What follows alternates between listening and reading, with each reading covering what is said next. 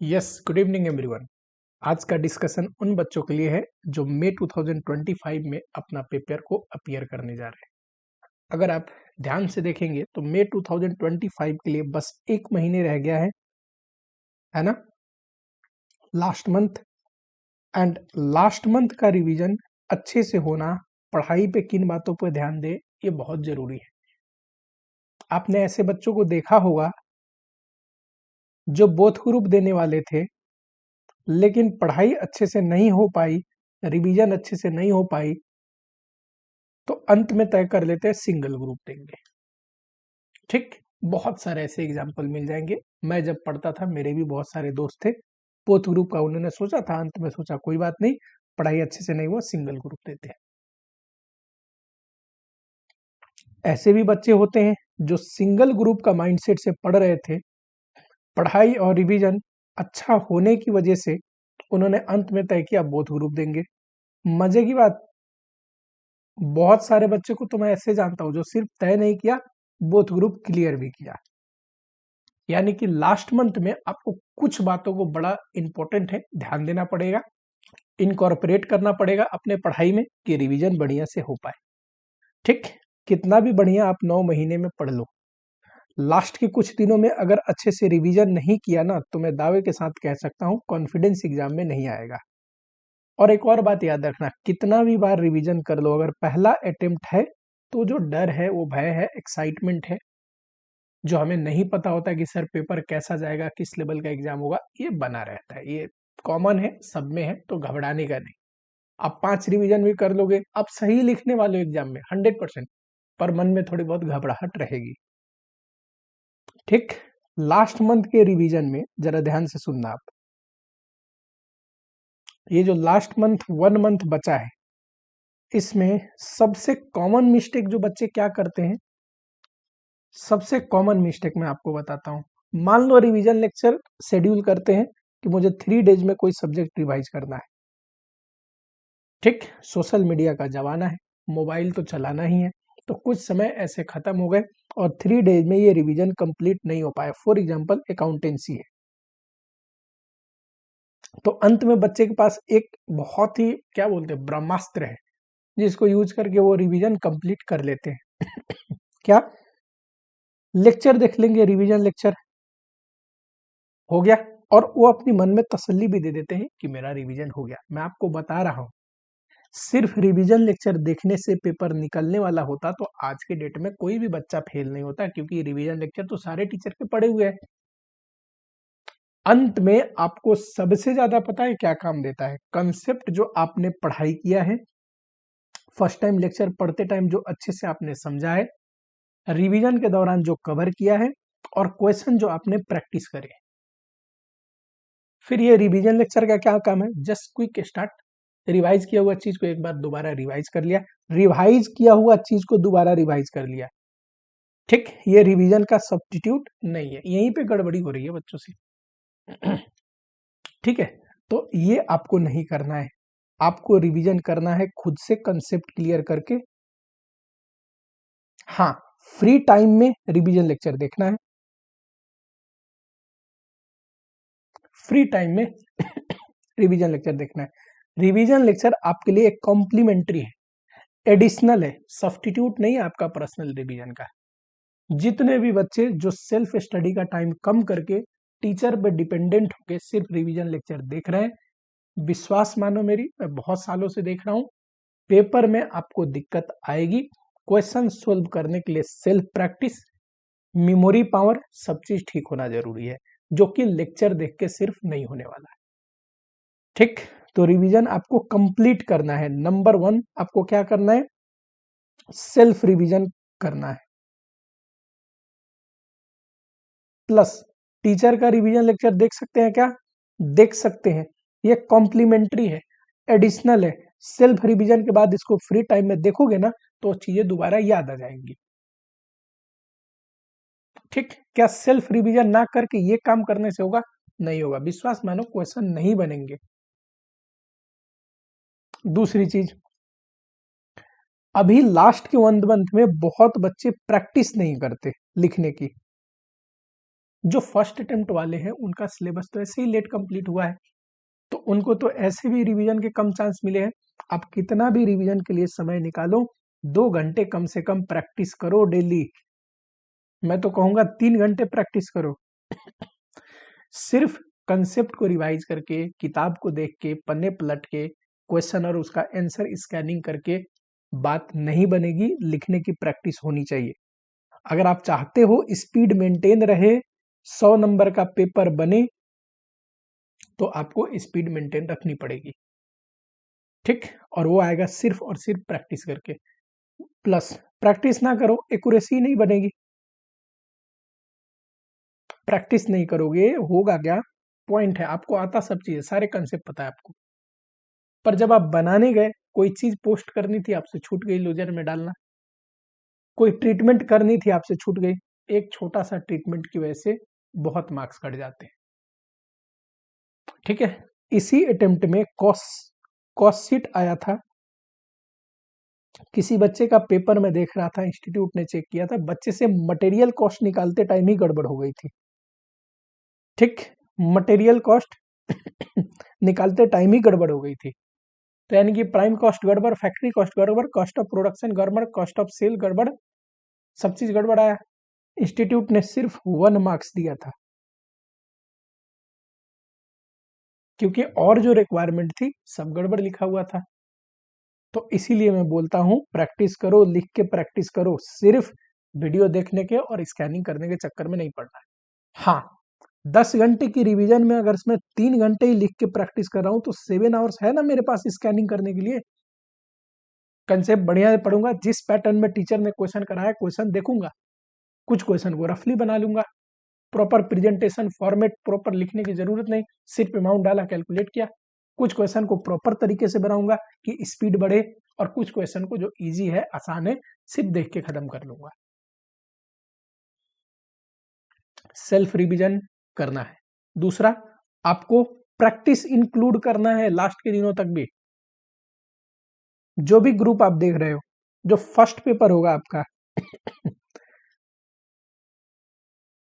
Group 1 का, अगर both group या ग्रुप 1 देना है, तो पहला पेपर आपका अकाउंटेंसी पड़ेगा, ठीक। सेकंड ग्रुप का है तो पहला paper cost and management account पड़ेगा। फर्स्ट पेपर के लिए 4 डेज अंत का प्रैक्टिस जरूर करना, लास्ट के 4 दिन रिवीजन एंड प्रैक्टिस पे रख दो।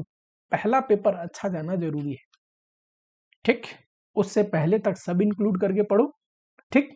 और लास्ट के 4 डेज एक्सक्लूसिवली वो पेपर पढ़ो जिसका पहला एग्जाम है, क्योंकि पहले पेपर में 80+ अगर कोई बच्चे का मार्क्स आ रहा है, एक्सपेक्टेशन जितना आ रहा है या जितना उम्मीद किया था उससे अच्छा पेपर जा रहा है, ऑटोमेटिकली एक पॉजिटिव इम्पैक्ट आएगा, अच्छे से ही प्रिपेयर करेगा वो आने वाला अगला पेपर भी।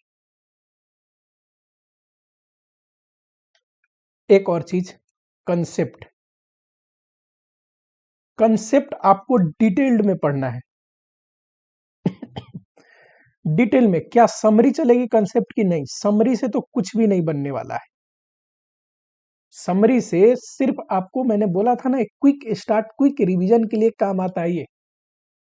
एक पूरा सब्जेक्ट का 100 पेज या 80 पेज में होता है, दोनों साइड इंक्लूड कर ले तो 40 to 50 पेज में कंसेप्ट होगा एक सब्जेक्ट का, तो कम से कम वो डिटेल 40-50 पेज तो देखो, ठीक। नोट्स पूरी डिटेल्ड में देखना है, देयर इज नो कंजूसी इन नोट्स, कोई भी कंजूसी करने की जरूरत नहीं है। नोट्स में समरी नोट्स देखने की जरूरत नहीं है। समरी नोट्स कब देखें? खाली टाइम में, जब पढ़ाई वढ़ाई कर लिया, फ्री टाइम में बैठे हो, कुछ समझ में नहीं आ रहा, 2 मिनट समरी नोट्स देख लिया। एंड डिटेल नोट्स, नोट्स में भी हाँ, एक एक चीज जो डिटेल में समझा रखा है वो आपको बार बार देखना है। थोड़ी सी शॉर्टकट के चक्कर में मत पड़ो, मैं आपको बार बार समझा रहा हूँ। ये 2-4 चीज अभी बोला ना, एक और चीज बोलना है, थोड़ी सी शॉर्टकट के चक्कर में मत पड़ो। आजकल बच्चे थोड़ा थोड़ा अप्रोच गड़बड़ करने से पेपर ज्यादा मिस्टेक हो जाती है। आने वाले टाइम में अब केस स्टडी बेस्ड क्वेश्चन आते हैं। आपने देखा होगा इंस्टीट्यूट ने भी बढ़िया काम किया है, पहला जो एमसीक्यू पूछता है 10 नंबर का, उसमें न्यू एडजस्टमेंट भी कभी कभी पूछता है। अब बताओ, नई नई चीजें बनाने के लिए वही बच्चा बना पाएगा ना जिसको कंसेप्ट डिटेल में पता हो। आप कितना भी प्रैक्टिस कर लो, वो तो 2-3 चीज चेंज कर देंगे, नया क्वेश्चन हो जाएगा। क्वेश्चन की लिमिटेशन है, आप दुनिया के सारे क्वेश्चन नहीं पढ़ सकते, लेकिन वो कॉन्सेप्ट को डिटेल में पढ़ सकते हो जिसके दम पे सारे क्वेश्चन बन जाएंगे। तो प्राइमरी फोकस किस पे होनी चाहिए? कॉन्सेप्ट तगड़ी होनी चाहिए, एक एक चीज डिटेल में पता होनी चाहिए, टीचर ने जो क्वेश्चन कराया उसका रिवीजन बढ़िया से होना चाहिए, उसमें से 2-3 घंटे प्रैक्टिस भी होनी चाहिए। ठीक है, फ्री टाइम में revision lecture and summary notes देखना है। ठीक क्लास नोट्स रिवीजन के टाइम में देखना है। ठीक, एक और चीज, पांचवी चीज मोस्ट इंपॉर्टेंट। ठीक, लास्ट के मंथ में जब आप रिवीजन करोगे, ऐसा होगा, आप जरा कमेंट करना आपके साथ होता है कि नहीं। क्या होगा सर? लास्ट के मंथ में मान लो पहले 3 दिन में अकाउंट पढ़ा, ठीक, नेक्स्ट 3 डेज मैंने रखा है लॉ के लिए, नेक्स्ट 3 डेज मान लो मैंने रखा है ऑडिट के लिए फॉर एग्जाम्पल। जब मैं ऑडिट पे आऊंगा ना तो मुझे ऐसा लगेगा अकाउंट में पूरा भूल चुका, या फिर जब सेकंड ग्रुप पे और आगे रिवीजन हो जाएगी तो लगेगा ये तो बिल्कुल भी याद नहीं, लॉ में क्या पढ़ा, ऑडिट में क्या पढ़ा। यस, इट विल हैपन, क्योंकि आप कोई टीचर तो हो नहीं जिसे सब चीज याद हो चुका है, बार बार पढ़ा रहा है। आप हो स्टूडेंट, पहली बार पढ़ रहे हो, आप कितने बार भी रिवीजन कर लो पीछे का चीज भूलना स्वाभाविक है। लेकिन जैसे 1 डे बिफोर एग्जामिनेशन आप इस चीज को दोबारा याद करोगे, फटक से याद आ जाएगा। हम एकदम कोई चीज जब पढ़ते हैं तो 100% उस समय याद होता है, बाद में भूलते हैं तो ब्रेन में 0 नहीं हो जाता, तो हमें याद नहीं आ रहा, थोड़ा ही देखने के बाद वापस 100 हो जाएगा। यानी कि चीजें दिमाग में रहती है, घबराने की जरूरत नहीं, जब अगली रिवीजन में कवर करेंगे फटक से याद आ जाएगा क्या पढ़ा था। जो चीज ऐसी है जो आपको लगे कि ये चीज मुझे याद नहीं आएगी या इसका लॉजिक डिफिकल्ट था, मैं नहीं समझा था, उसको कहीं पे लिख लो, थोड़ी सिंपल तरीके से ब्रेक कर लो, मार्क कर लो कि अगले रिवीजन में ध्यान देंगे इस पे। एमसीक्यू के लिए बच्चे कमेंट कर रहे हैं, सर एमसीक्यू कहाँ से करें, एमसीक्यू कहाँ से करें? एमसीक्यू के चक्कर ही में ही मत पड़ो, बुक में जो क्वेश्चन है उसको बढ़िया से प्रैक्टिस करो, जो कंसेप्ट टीचर पढ़ा रहा है उसको डिटेल्ड में पढ़ो। एमसीक्यू क्या है? क्वेश्चन ही तो है, जैसे बुक में क्वेश्चन है ना। एमसीक्यू क्या है? क्वेश्चन ही तो है, जैसे बुक में क्वेश्चन है, बस बुक के क्वेश्चन को आपको सॉल्व करना है, इसमें जो सॉल्व किया हुआ है उसका फाइनल आंसर को टिक करना है, यानी कि सही सॉल्व करना है।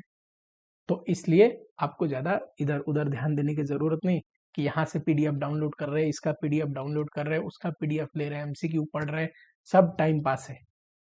जो किताब है क्वेश्चन बैंक, डिटेल्ड में प्रैक्टिस करो, जो कंसेप्ट है डिटेल में पढ़ो, इन्हीं की कॉम्बिनेशन से आने वाला चाहे 70 नंबर का डिस्क्रिप्टिव पेपर हो, 30 नंबर का एमसीक्यू हो, 100% बन जाएगा, मैं गारंटी देता हूं आपको।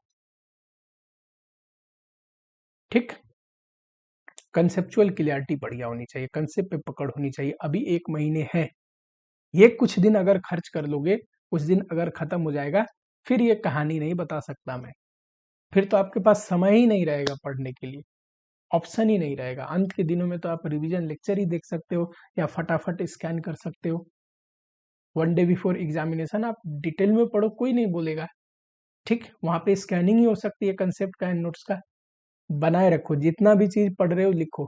मैं तो शुरू में बच्चों को नोट्स कंसेप्ट की बुक देता ही नहीं हूँ जब तक 70% कोर्स कंप्लीट ना हो जाए, नहीं तो कंसेप्ट लिखते नहीं। एक बार तो रिवीजन आपकी वही हो गई जब आप कंसेप्ट लिख रहे हो। ठीक, तो हमेशा कोई चीज पढ़ रहे हो उसको लिखो, 10 मिनट एक्स्ट्रा लगेगा, आधे घंटे एक्स्ट्रा लगेगा, लेकिन 1 रिवीजन आपने वहीं पे कंप्लीट कर लिया। उसको ज्यादा आसान है याद करना, ज्यादा अच्छे से समझ में आएगी। ये सारे बच्चे टाइम इस सब में नहीं निकालते। हाँ, जो फिजूल का टाइम है उसमें, कहीं पे भी जाके सेंटर पे एग्जाम देने की जरूरत नहीं। टेस्ट सीरीज जाने आने में भी तो टाइम खर्च हो रहा है, घर बैठे टेस्ट सीरीज दे दो। ठीक, चाहे किसी टीचर का दे रहे हो, चाहे मेरा दे रहे हो, इंस्टीट्यूट का दे रहे हो, कोई दिक्कत नहीं, घर पे बैठ के दो। प्रैक्टिस ही करना है आपको, पास्ट ईयर का क्वेश्चन ले लो, प्रैक्टिस करो, हो तो गया टेस्ट सीरीज की तरह। पास्ट ईयर का क्वेश्चन लिया, उसको प्रैक्टिस किया टाइमर लगा के, 100 नंबर का पेपर है तो आपको कितने घंटे में सोल्व करना है? 3 आवर्स में, 3 घंटे से पहले पहले। आप बोलोगे सर ज्यादा पुराने पेपर में एमसीक्यू नहीं है, कोई बात नहीं, नॉर्मल क्वेश्चन तो है, उन्हीं के कंसेप्ट से तो एमसीक्यू आने हैं। मैं तो बोल रहा हूँ एमसीक्यू के लिए ज्यादा स्ट्रेस देने की जरूरत नहीं है। ठीक, कोई अगर डाउट हो तो कमेंट करिए, ये है मेरा टेलीग्राम नंबर। एग्जाम के दौरान, अभी पढ़ते दौरान कोई कंसेप्ट में दिक्कत, क्वेश्चन में दिक्कत,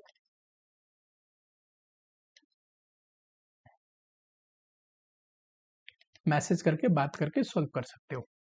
ठीक है, नेक्स्ट अगर किसी टॉपिक पे वीडियो चाहिए, किसी कंसेप्ट पे चाहिए, कहीं पे दिक्कत है, कमेंट करना, मैं लेके आऊंगा। नए हो चैनल को सब्सक्राइब कर लेना, ऐसी इंटरेस्टिंग वीडियो आप लोगों को मिलते रहेगी।